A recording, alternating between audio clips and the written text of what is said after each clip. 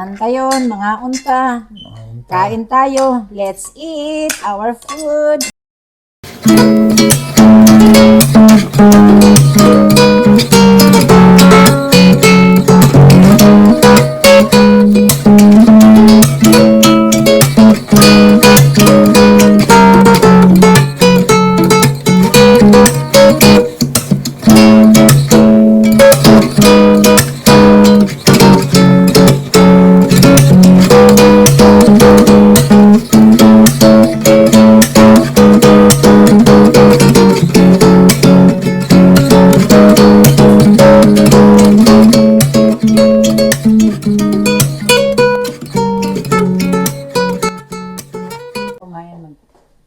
Pray muna tayo.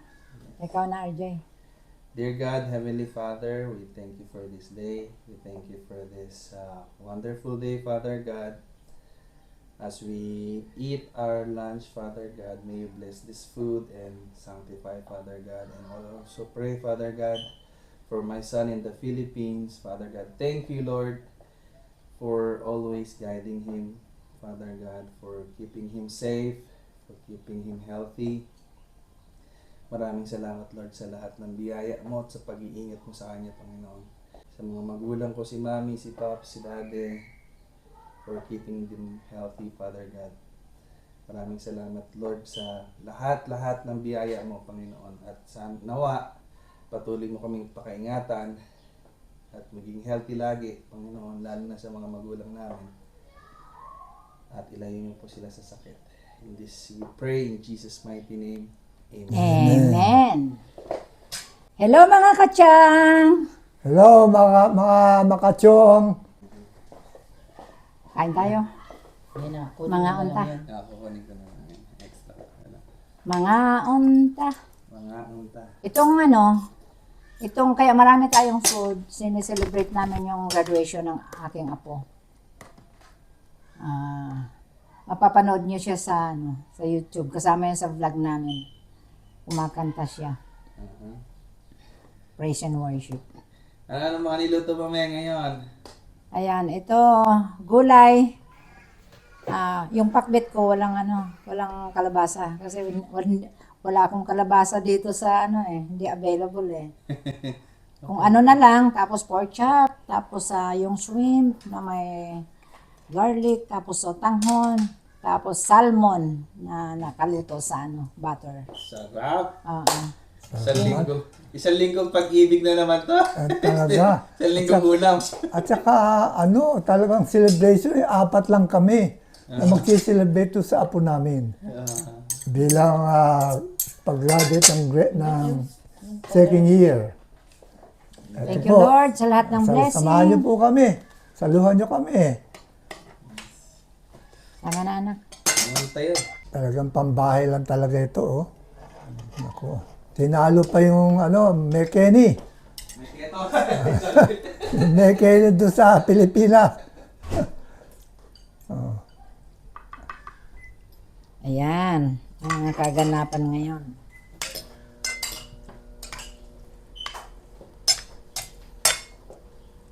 Masarap. Naku, tikman nyo. Napakalinamnam ng luto ng aking my dear wife.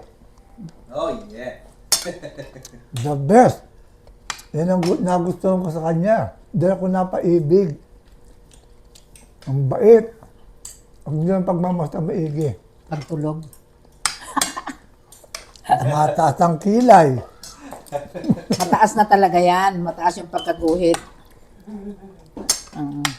Hindi naman sa kilay tumitingin si God eh. Sa puso.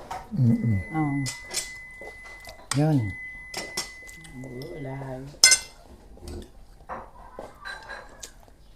Ang dami. May matitira na naman yan.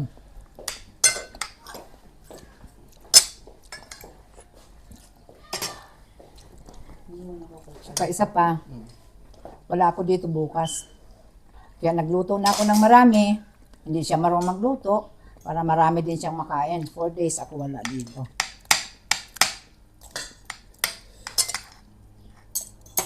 Itanong ako, me.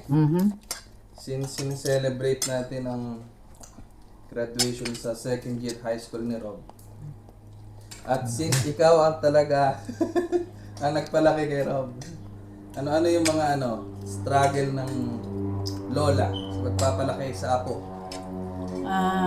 Medyo mahirap kasi lalo na nung na ano yung mga bata sa gadget nung pandemic, di ba? Ayun, Parang umiba yung mga ugali nila. Parang pag inutusan mo, wait lang. Puro ganyan. Pero yung ginawa ko yung best ko para mapalaki ko siya ng mabuting tao. Katulad ng pagdisiplina ko sa anak ko. Kasi mas maganda na yung disiplina sa loob ng bahay kasi disiplinahin ka sa labas ng pag iba yung nagdisiplina sa'yo sa labas, baka kung saan ka pulutin di ba? Mas maganda na yun sa loob ng bahay. Tapos imulat mo na siya na merong Panginoon sa buhay. Yun.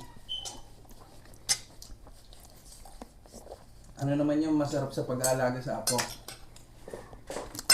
Masarap Unang-una, siya lang yung apo ko di ba? Siya yung pinakahihintay ko So, kaya yung pagmamahal ko, buhos ko sa kanya. Kaya nung pumunta ko rito na hindi ko siya kasama, sobrang sakit. Napakahirap. Well, nasa training sa ngayon, mami. Marunong siya magluto. Kung ano yung food na paborito niya, alam niya iluto. Saka nung nandoon pa ako, tinrain ko na talaga siya. Kasi hindi naman habang buhay lagi tayong kasama, di ba? Kaya ang tao, hindi ko nila lahat. Para lang sa akin, habang kaya mo ituro yung dapat mong ituro, na kahit wala ka, kaya niyang makasurvive. Tama. Yun na yung pinaka-training niya ngayon. Doon. Kaya anak, pag narinig mo to, alam mo na. Pag napanood mo to.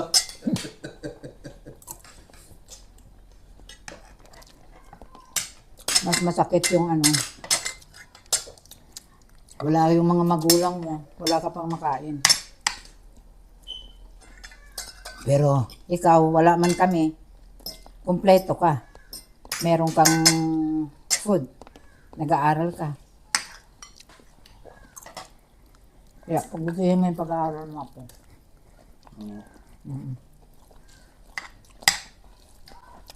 Papa, tanong ako. Di ba ang edad ni Rob 14 years old? Nung 14 years old ka, ano sana yung dapat natutunan mo na maaga?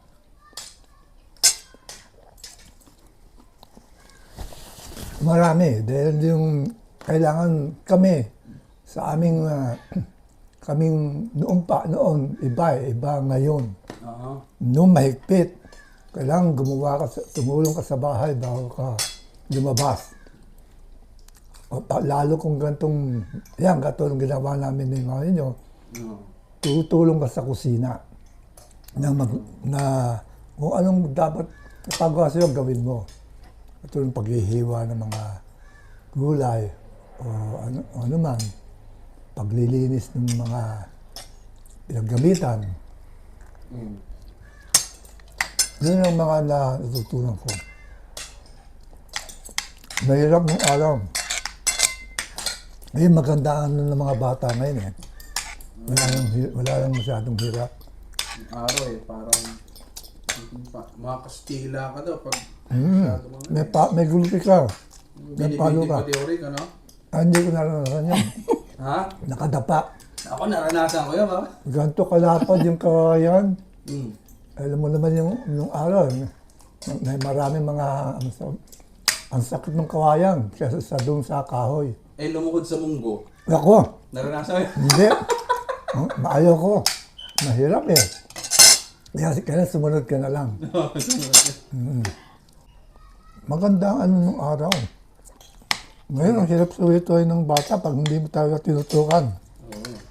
Nung araw, tingin lang Ganyan, pagmamasdan ka Oo. Ang laking takot mo dahil magugulpi ka. Ngayon, wait. Dasin pa sa'yo. Di ba nalaman ko nga papa dito sa Amerika, bawal mo kantuin ng mga bata dito. Oo. Hindi. May karapatan silang tumawag ng Sa pulis. pulis. Kukulong ka. Child abuse na yan. Kahit na sabihin magulang ka pa. Iba rito. Tama lang na nadidisiplina sila sa Pilipinas. Importante ba ang palo sa pagbabang bata pa? Kailangan. Palo. Dahil pag laki na, hindi mo mapapalo yan. Salita na lang. Paano mo naman i-address yung yung siyempre bata. Palo, bata nga, hindi pa naiintindihan kung anong purpose ng palo. Sa primero, hindi man basta palo ka ng palo eh. Merong, ano ko muna, pangaral. Oo. Pag hindi ka niya sinusunod, lagi niyang ginagawa yung parang binabalo lang yung sinasabi mo, Oo. ayun, makakatihim na. Binabala, warning, isa. Pangalawa, pangatlo, aabutin mo na. Wag mong hintayin.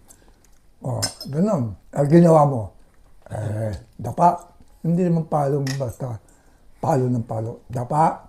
Tapos, pagka upo, doon mo sasabihan. Lambot, no? Tamo na, inabot mo na. Ako, sinasabi ko lang sa'yo, gagawin ko sa'yo, gagawin. At gagawin ko.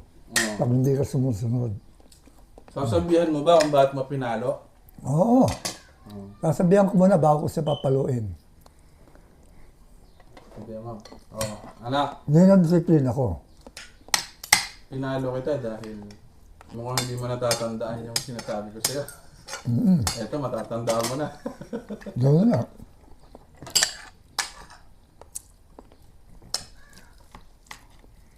Hindi sa anak, misi sa mga pamangkin.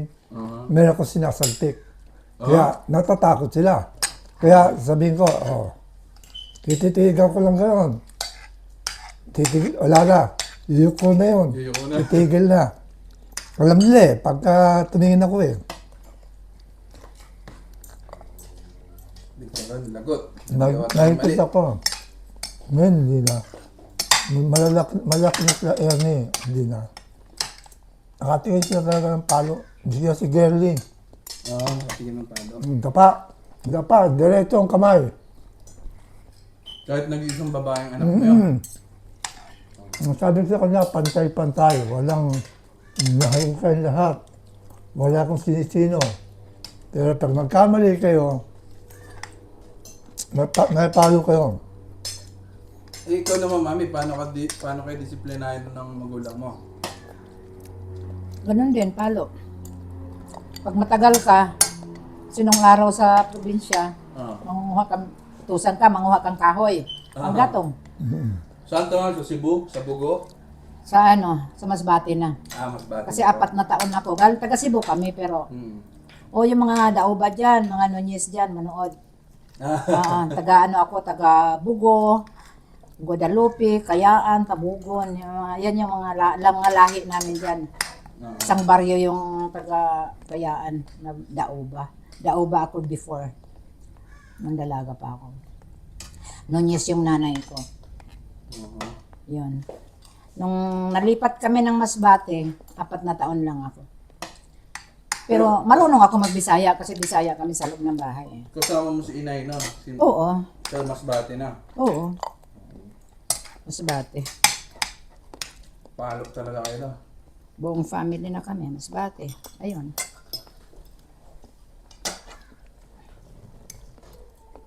Paano mamalo si inay?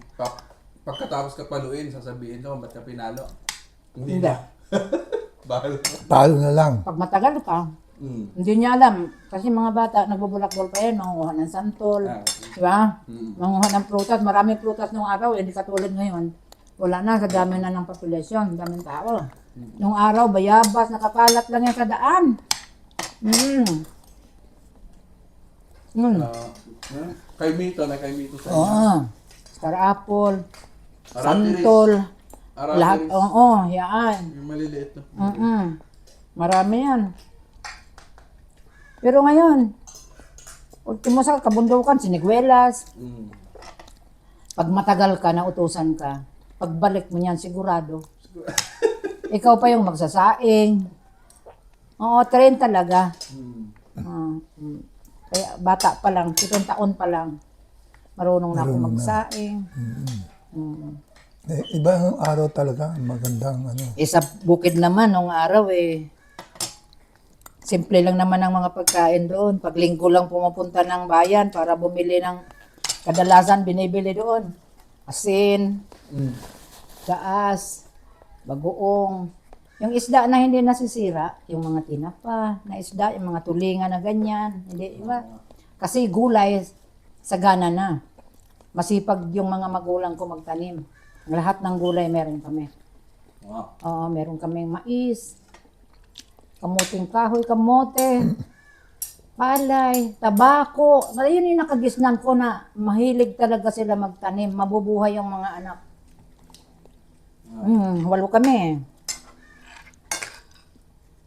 Yun.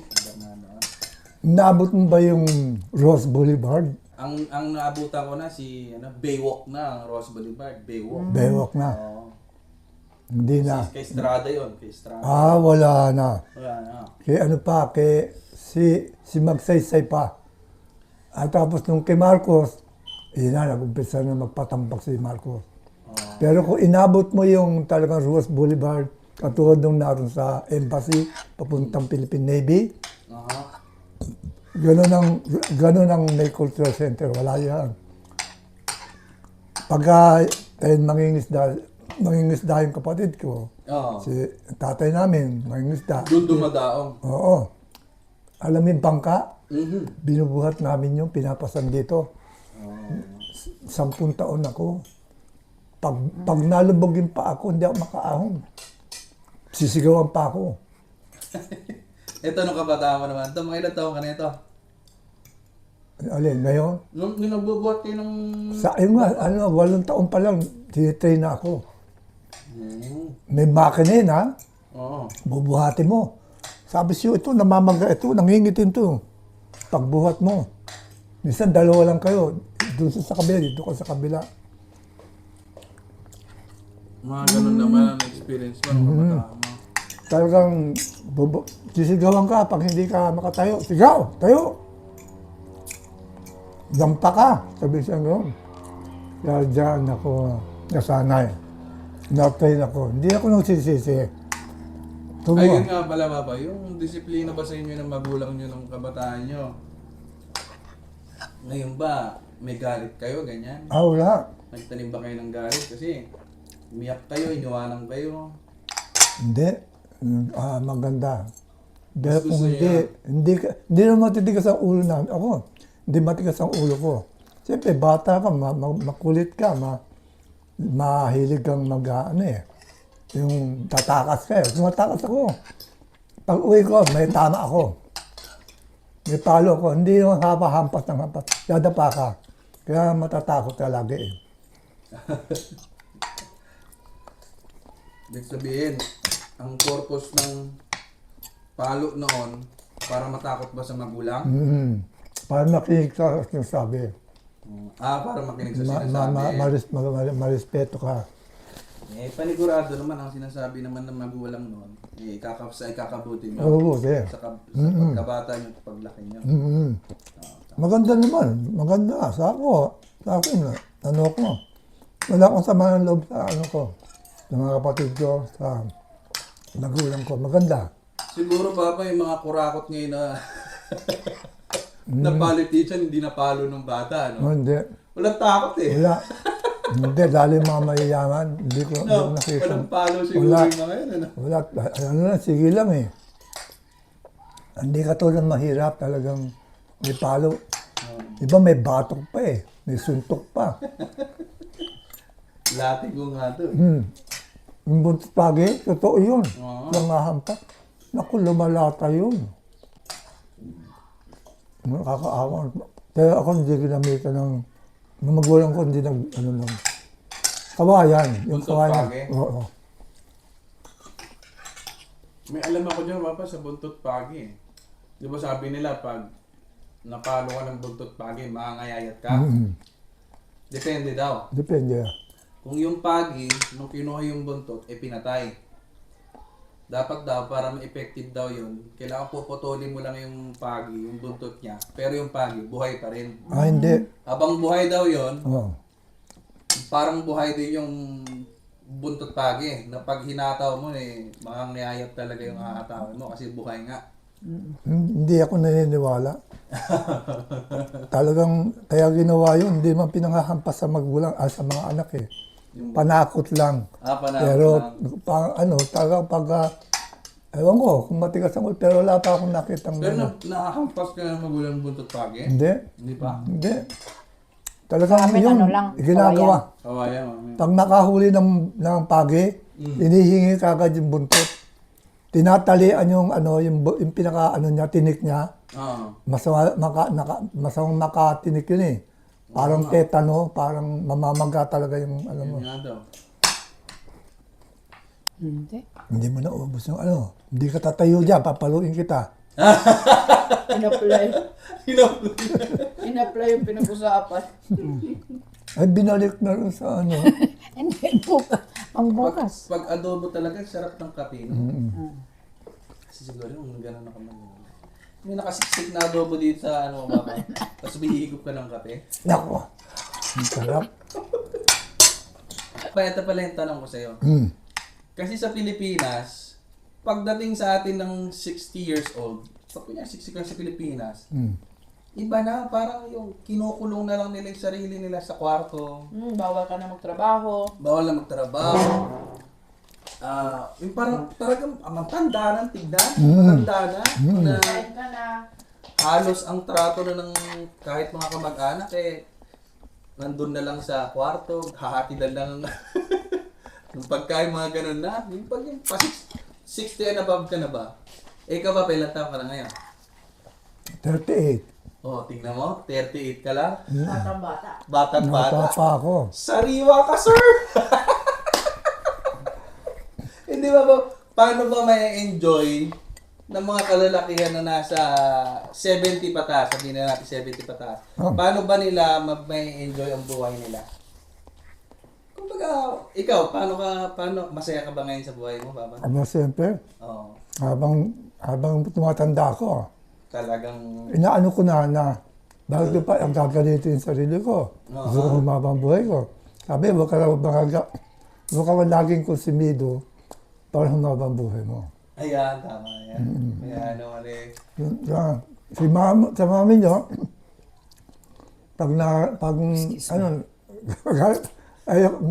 ayaw ko na rin konta yung maigi. wala mami. Galit na galit, lalo yung mata, nanlilisip, tsaka yung kilay, tumatalago. Kaya, Kasi kaya alam mo ba, may. katulad kanina, nag-jogging kami umaga. Nag-jogging kayo, Tapos namin, nagluto muna ako ng pancake. ha? Katapos namin mag-almusal, naglakad kami, paikot doon sa Walmart, paikot doon. Sabi ko, pag meron akong kinukwento, sabi ko, ay, ano yan, halimbawa, meron kang ikukwento, siya, against siya, kumukontra. Sabi ko, alam mo, kaya nagkakainisan tayong dalawa, kinukontra mo kasi yung sinasabi ko sabi ko gano'n. Dapat, ay, oo nga, pero ganito yan, di ba, no? Yung kontra agad. Pero, ang sabi ko sa kanya, Search na. ayan pa pala. Ang sabi mo, mami? Sabi ko sa kanya, yan paborito mo, sabi sa akin. Paps, Gusto mo yan? sabi ko, huwag kang mag-alala. Nandito kami para alagaan ka at mahalin. Sabi ko sa kanya. Yung ating mga natural naman, wala namang mag-asawa na hindi nagkakatampuhan. Kaya umaba yung buhay ni Papa talaga. Nakita mo naman ngayon, masiglang. Ano yung routine mo, Papa, sa umaga pagkagising mo pa lang? Yung dati at ngayon. Na minentain mo talaga. Talagang kailangan mag-exercise ako. Baka maaari. Sa pagkagising mo, Pakain. anong pagkain mo sa umaga? Yung Yung talagang pang ano, katulad ng kakain ng pandesal o Oatmeal. oatmeal. Oo. O kaya yung sinabi ang slice bread. Hindi ka nagkakape? Hindi. Hindi siya nakakape. Buhat hindi ako daan.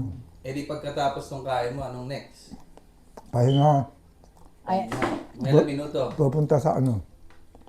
Pupunta ka agad sa banyo. Ah, Ito no, tatakbo ko rin, di ba? halata ko. Ako sa umaga. Pagkatapos nun, Pahinga. pahinga. Ilang minuto? Mga 15 minutos lang. 15 lang. Kasi gusto ko rin makalabas na. Ayoko naman ng busog ako, masakit sa tiyan pag maglalakad.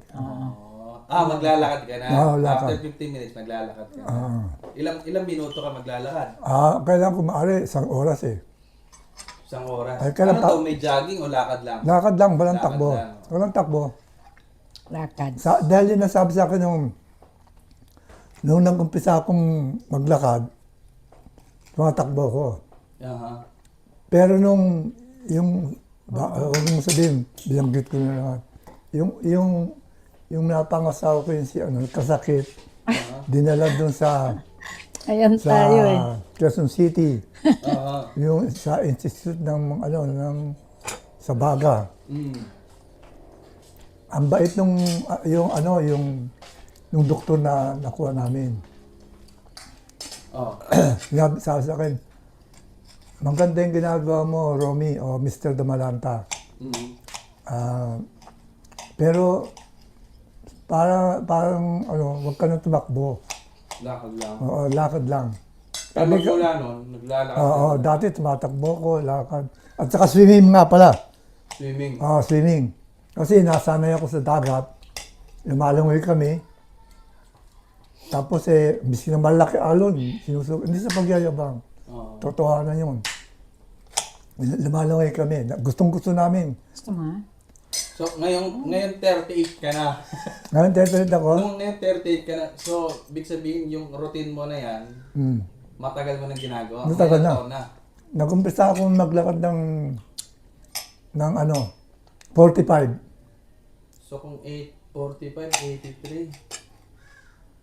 Di. Ilang dekada na. Matagal na. Pagka puyat ako, hindi ako maglalakad. Sa pagkain, kinakain mo ba lahat kahit kung ano man nakahanda? O mapili ka rin? Dati, mapili ako. Meron din pagkain na Hindi mo ayaw kong kinakain? kainin. And ano yung mga hindi mo kinakain? Yung dalag, ito. Hito. Hindi ko kinakain yan. Hindi siya kumakain ng tuyo. Tuyo. Matuyo ako kumakain din Kasi ako. maalat naman kasi. Oo. Sobrang alat. Yun din ang Yan. sinabi sa akin, huwag ka nang kumain. Bawasan mo. Hindi mo sinasabing huwag kang kumain. Bawasan mo ang pagkain ng maalat. Dahil yan yung bato mo.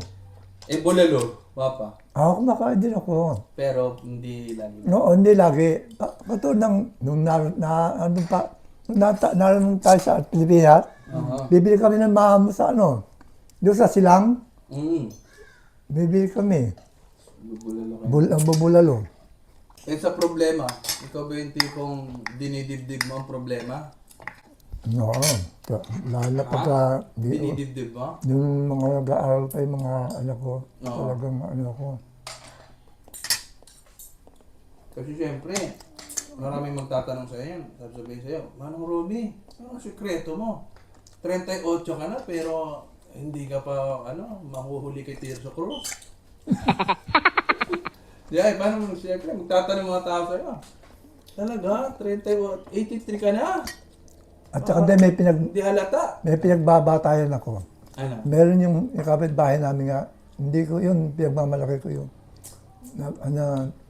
Nakikihalo biro sa mga bata. Nakikihalo biro sa matanda. Aha. Sabi niya, huwag kayong para maganda, para nalilibang kayo, para hindi kayo nagagalit sa nyo. Makihalo biro sa mga bata. Babatiin mo sila. Ay, mga bata, kamusta kayo? Ganon. Kakausapin mo sila. Tapos nung mga binatilo na kami, linapitan namin siya. Ano kung sikreto nyo? Para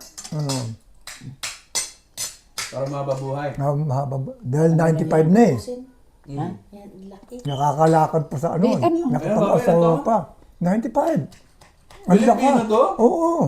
No, bihira na yan, Papa. Oo, 95 siya. At saka huwag mo abusuhin. Matulog ka ng maga.